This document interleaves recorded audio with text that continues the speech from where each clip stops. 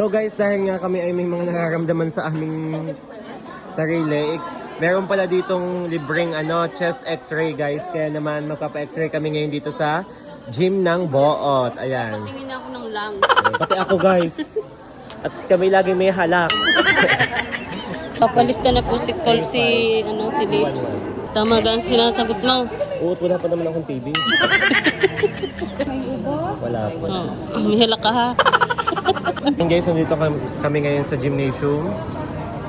Magpapa-x-ray na kami dahil kami ay laging halak na ang aming mga dibdib ay nahune. Daig pa ang takori ni call center kung humune, nahugong. Iniintay lang namin si Kulot dumating at daig pang senior citizen. Si Kulot ay kakadating lang at pagpapatingin din siya ng kanyang baga. Bakit? Ano kang kombinasyon sa iyong baga? Kulang na naman. Anong meron dyan? Ayun sa likod mo. Ay, Oh. ngayon pala yan.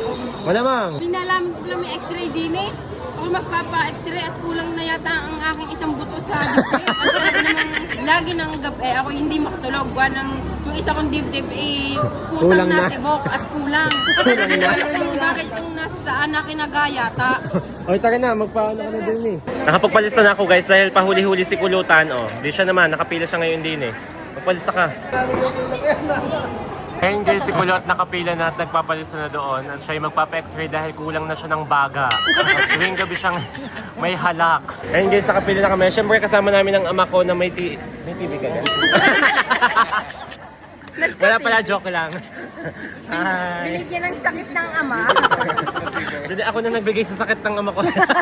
Nagka-TV pa nga. Binigyan na po ni Lips ang kanyang ama ng Ayan, sariling dahil si sakit. Kulot ay naririnig namin tuwing gabi may hala, kaya pinupunta na namin dito sa libre x-ray at kaysa naman kami babayad pa din sa Buot. Sa layo ng bahay ko, naririnig niyo pa ang ubo ko.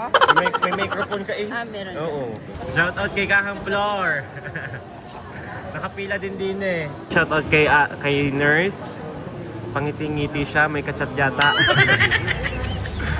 At sa anak ni Ate Milet. Si Kulot hong makapalang mukha. Siya ang inintay namin, nangunguna na dahil ang baga niya kulang-kulang na. So guys, malapit na po, papalapit na pong malaman ang baga ni Kulot kung okay pa ba, buo pa ba, o durog na. Durog na yan. Yan. Kamusta gang atay Tawa ma? ka ng tawa, ang iyong nga ay kulang ng 3. Ilan ang baga nito?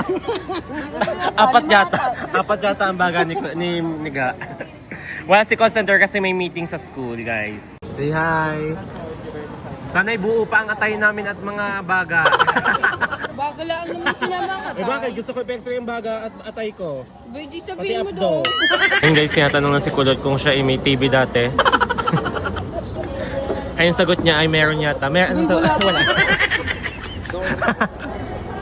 Wala. Problema. Ito na nga. Ayan po si Ga, high blood lang po ang meron dyan. Nakailang hinga ka? 3. Kompleto pa naman pala ang bag. Klaseng sa paninigarilyo ni Ga, ang bagay butas na butas. Wala ng butas ah. Wala nang space. Bakit? Tabon na tabon na. Tabon na. Okay po, shoutout po sa kamag-anak ni call center, Seaman family. Kamusta ang baga mo? Butas? Ayos pa. Hindi. Butas? Butas na butas. Butas pala guys, wala nang natirang baga. Upos ng sigarilyo ang nakita. Dahil na nigarilyo siya, puno ng upos ng sigarilyo. Hindi na eh. Ano Wala na? naman palang. Ano na? May upload ang video ay sa Sa kabilang linggo. Sa kabilang linggo. Tapos sabihin nagpuntahan din. Akala ko ganyan, napanood ko sa Gora Lips may x-ray daw na libre.